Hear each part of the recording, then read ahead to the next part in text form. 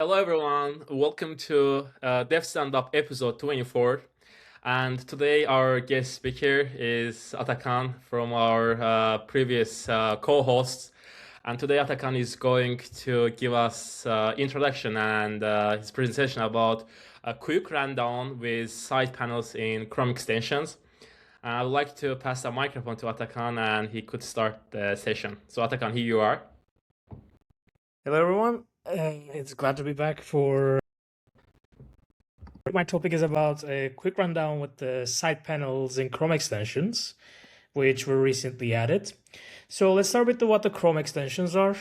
So the Chrome extensions are small software packages that add functionality to the browsers, and they are built with you build them with like web technologies like HTML, CSS, JavaScript, React, and stuff like that. And they run in a sandbox environment apart from the page context itself. And in a background, currently they run in a service worker. Before that, they were just running in background scripts. They are installed from Chrome Web Store or Edge Web Store or Firefox Store, and or you can like load your own with the developer mode. And they also have the ability to manipulate the pages with the content scripts, which is how the ad blocks and other things are working. So if you talk about the content scripts are the JavaScript or CSS files that can be run inside the web pages. You can inject them. They allow extensions to read or modify or interact the content of the page directly. They are now executed in an isolated world, meaning they can access to the page's DOM, like the content of the HTML content of the page, but not the JavaScript variables directly. However, you can also just directly inject something to the main world where you can access the JavaScript of the page. This isolated and main world came on Manifest 3, which was an update to this whole extension system, which I'm not going to talk about it today, but just to give an idea where it came from. So let's talk about the side panel API. So the side panel API is added on Chrome 114, and which is where you can have a page coming out on like from the right side or left side, where you can load an HTML page, but it runs in the isolated world JS. So it's like you're running in your extension's JavaScript context. So what you can have here is you can have an HTML page like the off-screen document or like when you had the pop-up, and you can show and display data and interact with the page. So what we wanted to do was when we were doing an experiment for something to take advantage of this, we wanted to have a debugger page. So this is a theoretical program, and this when the user presses to the side panel, they will get a button that says run. And this your extension will run some JavaScript codes in the page to validate the tests, and you will get a result, and this result will be displayed on the sidebar. So if we quickly go over like what we wanted to do was we want to have the side panel. You press a run, that sends a message to your background script, which is your extension, and your extension finds the current tab that you're viewing at and sends a request to the page, the content script that you have in the page. And the content script goes and executes the functions, JavaScript functions. In this example, I just keep it straight with just something called get result. And you will get the get results, return what it returned, then displayed on the page. So if you look at here, we have our small page with a get result defined. So our get result should be returning a hello from the page as a text. So if we navigate to this page, this is what we have. And if we just quickly check what we get, if it's defined in here, I execute this and we get a hello from the page. So this is of course going to be something more complex for real life use, but this is just for an example. So if you go for if you quickly examine the manifest of the extension we essentially need to declare the side panel permission, and we need to define a side panel file, and we have our content script, usual content scripts, and the background script service workers. So if you go back and load our example extension, Also, I would like to show what the codes are in here. So in the side panel HTML file, we just have a button called run and something to load our side panel JavaScript. And in our side panel JavaScript, we have essentially what I have showed on the architecture. We go in and send the ask results to the page, and this once the run button is pressed, and this will pass to the background script. So this is our extension code, which will go to find the current active tab and ask for the result from it. And this is the content script that is in the page, which will get this message, execute that get result function. This is injected into the page and return the response. And everything at the end will result to this content block, which will show us what is returned from the page. So if you see it in action, so I have the extension loaded in here. I can go to my page, and so the side panel can be opened by right-clicking to this and pressing to open side panel. You can of course change this to like when you press, or with the shortcuts or other things. But just for example on this one, I will open it like the normal way. So I right-click it and I say open side panel, and I get this page, right? And I press run. And what we end up getting is window get result is not a function. So if you check on the page itself, I will just enable this. If you check on the page itself, it is defined there. So let's see what is happening. So this is the problem that we encounter because we wanted to have it we wanted to have it run a JavaScript loaded in the page, right? And as I went over at the beginning, you have this concept of the main world and the isolated world, where isolated world is where the extension runs and main world is the page itself, but they cannot access them together.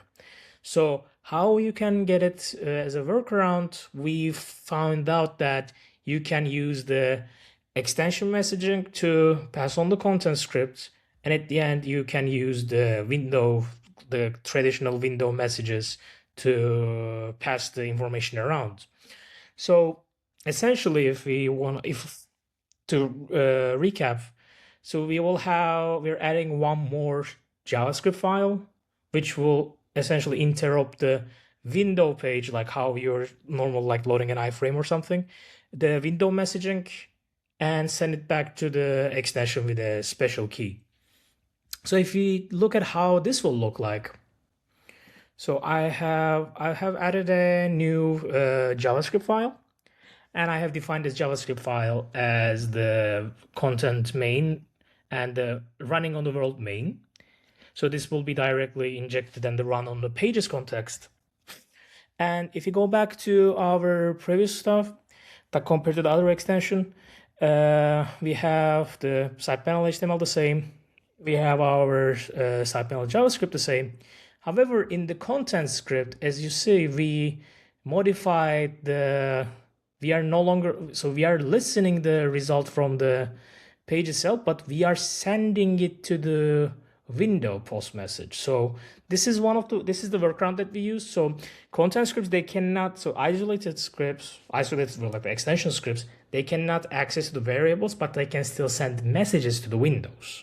So we are essentially sending a message to all the windows to get the result from their JavaScript. And if you're asking now, who is going to read this message, we are reading this message on the JavaScript, the main role JavaScript that we are going to inject. So this essentially, we are going to inject this to all the pages that we will be needing this. And now we will have access to this variable or the function, and we will be sending it back.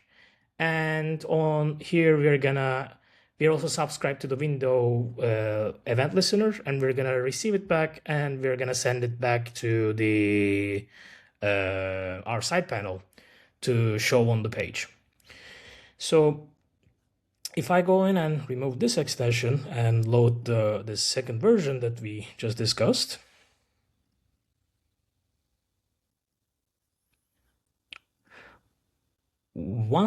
so if I go in and do the same,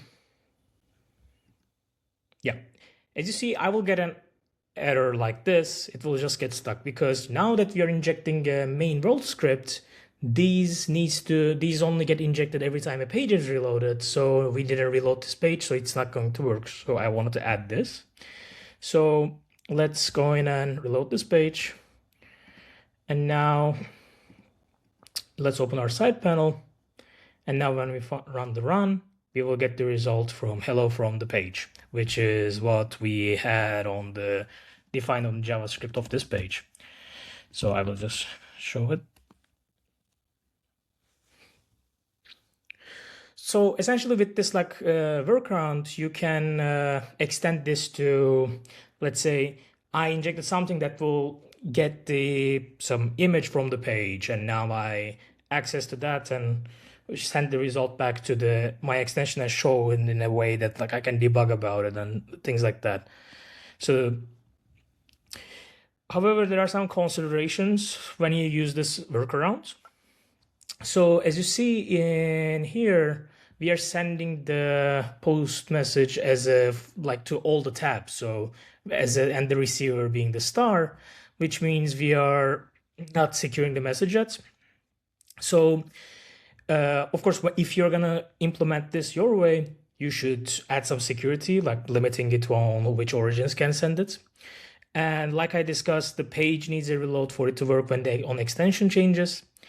And one small thing, which is what we saw when we were actually start using this, window messaging can break the applications if they don't like to handle your custom messages. So because we are sending this down to the page, now that we are using the window post message, some other applications like iframe passings or the telemetry collectors like Datadog and stuff like that, they sometimes don't like this unknown messages, and they throw uncut exceptions.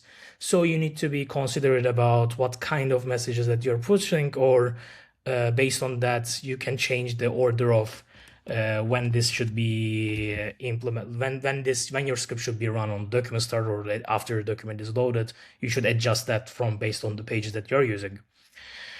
So that was it for this presentation. Yeah, Atakan, thanks a lot. One thing that, do I understand correctly that this Chrome extensions basically reads the HTML and then runs in its isolated JavaScript environment, right? Mm-hmm. Yes. So the question is that what can be the example case for this site extensions with the page content? So yeah, in this case, my example was for debugging, right? So let's imagine that maybe today this is one of the hot thing, like having this page open and you ask questions to AI about the pages. So imagine that you selected something on the page and you have an API on the page's JavaScript to access where the user is selected this, right? Like I selected DevStandup in here. So this can be accessed by the JavaScript on the page. So imagine that when you open the side panel, you executed this, and now you have what user selected to be used on some AI application here, like a chat box or something. Essentially, it's based on not just you no longer just have the access to these elements in here. So this is what you had access on. You can also take advantage of other things like what is the user's current session, for instance, or what is the logged in user's name, or if there is a session token, you can get that session token and keep the page working and things like that. So one of the main use I would guess is chatbots or image searches. You select that page, and so you select an image and you search in here and things like that. I mean, it essentially gives you a page that's always open next to your tab. So yeah. Also, understand the user behavior, for let's say what kind of user interactions happening in the website. Yeah, exactly. So, Yeah. like I said, of course, like that's one of the use case. So, let's say I'm always recording the, like today, there are telemetry tools that are recording the mouse movement, but because how they record is they are injected to the page, right? They could do like window get mouse position. So you can periodically call that, send it to here, and maybe you draw a heat map or something in here based on your usage. Exactly. Like Yeah. like you presented to us. So yeah, Yeah. it's essentially it's a very like normally before that, your only way you can show something was either opening a new page for the user or having a pop-up in here that just closes when you close. So having like a permanent window here opens up more possibilities to implement things like this. But in order to use to understand user behavior, so it has to be uploaded to the Chrome store, and users should install it in their in their Chrome. Yeah, Then yeah, it's gonna send this metrics to the company, right? yeah. Okay. Or you can deploy it in other ways, but this is not a part of today's topic. But yeah. Yeah. And like last question was about, let's say, is it also same compliant with, let's say, Mozilla Firefox same, So like because it has those extensions. yeah, so the currently I think the side pan like extensions they are compatible, but I think the side panel API itself is not added to Mozilla Firefox yet, but I think they're still working on it. So yeah. Yeah, so I mean, what I asked about, let's say, if I have written this JavaScript code, can it be like work both in Chrome and Firefox at the So same time? currently, because there is JavaScript, like the if you just count the all this thing like background content and the main to the page part, this part is currently supported on Firefox.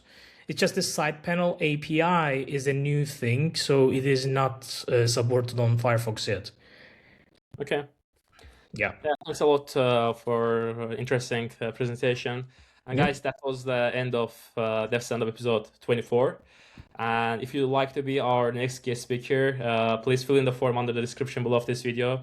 Our team will contact you and we could feature you in our next DevStandups. Apart from that, see you guys and see you in our next DevStandup. Bye bye. Bye.